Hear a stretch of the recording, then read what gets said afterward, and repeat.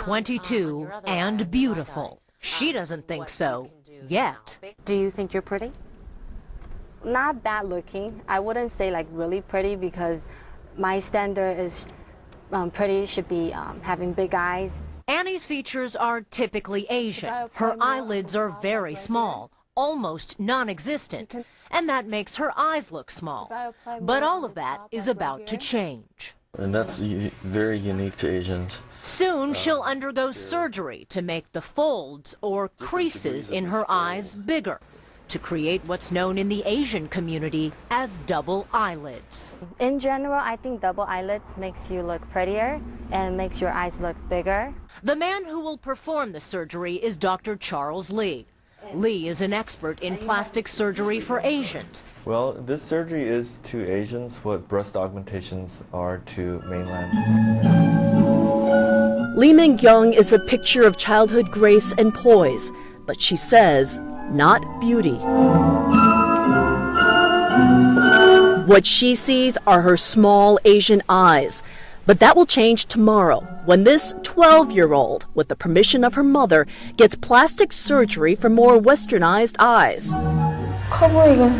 If I get the surgery, my eyes will look bigger, she says. Do you think you'll look better after the eye surgery? I'm excited. I think I'll look better than I do now. She's not alone. Dr. Kim Byung-gun personally performs more than 24 of these surgeries a day as head of Seoul's biggest plastic surgery clinic, BK Dongyang. Looks like every single one is full. Yeah, and patients coming in and out, in and out, in and out. Patients of all ages, from middle age to the adolescent like Min-kyung. How many surgeries are performed per day in this clinic? Usually 100. 100 a day. Yeah. It's not just eyelid surgery, but nose reshaping to elevate the nose and facial contouring to slenderize a typically rounder Asian face. When patients come in and talk about why they want these types of surgeries, what do they tell you? The Chinese and Korean patients tell me that they want to have some face like Americans. There are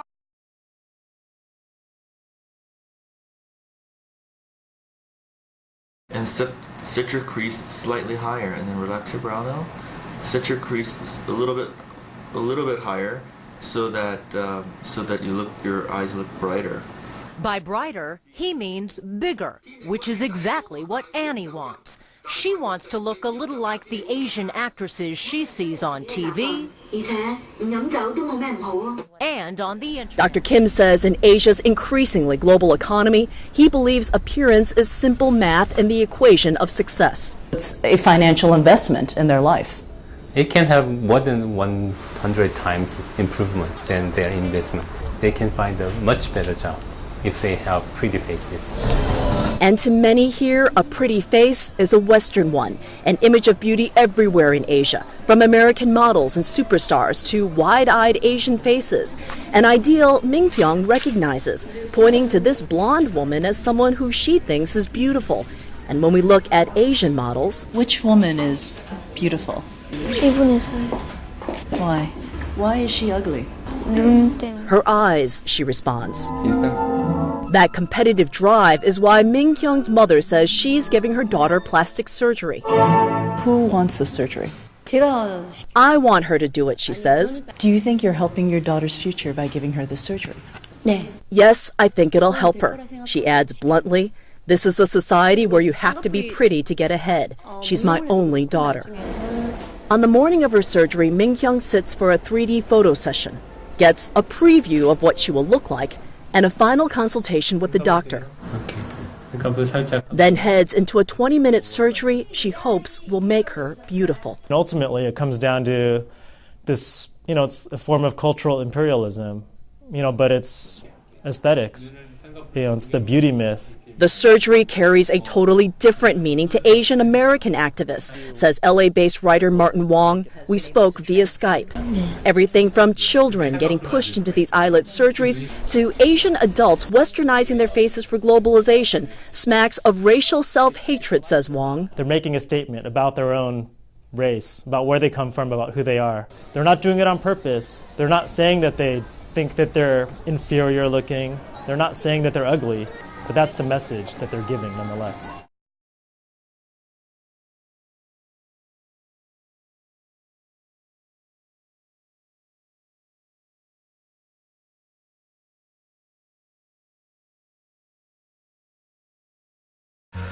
At 4 feet 8 inches tall, Fu Dan is one of millions of people in China who feel they've been punished for being too short.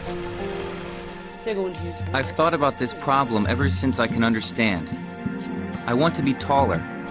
But to realize his dreams, he must embark on a grueling and for many shocking procedure, so taboo he won't show his face on television. Dr. Ruan Yuta has seen this before.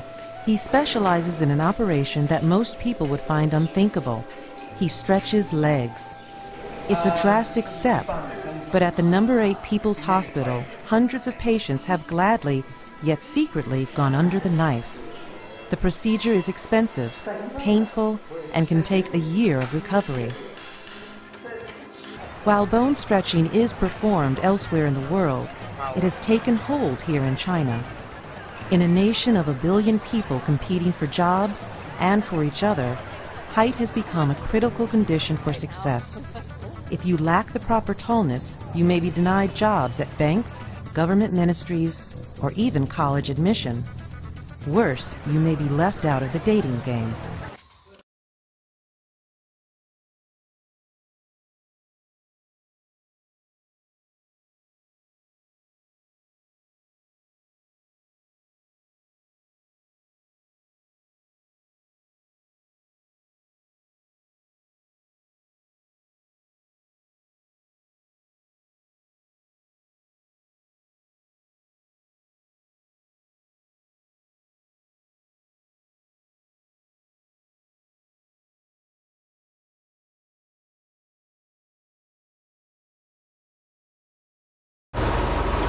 Weeks after the surgery, we're back to see Annie again.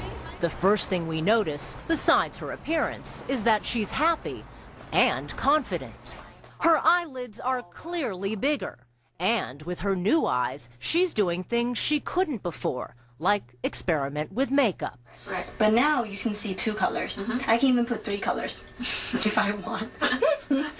Though she feels sexier and more feminine, Annie says she's still the same person she was before the surgery. I do still look Asian, but with the eyes now, the bigger eyes now, I just feel I look better. It's kind of like conceited to say that, but then I just feel that way. A month later, Ming-kyung and her mother email these photos, from before to after. Ming-kyung says she's happy with her new look. She's still dancing and now sees more than just her eyes. She sees a brighter future. Kyung-la, CNN, Seoul.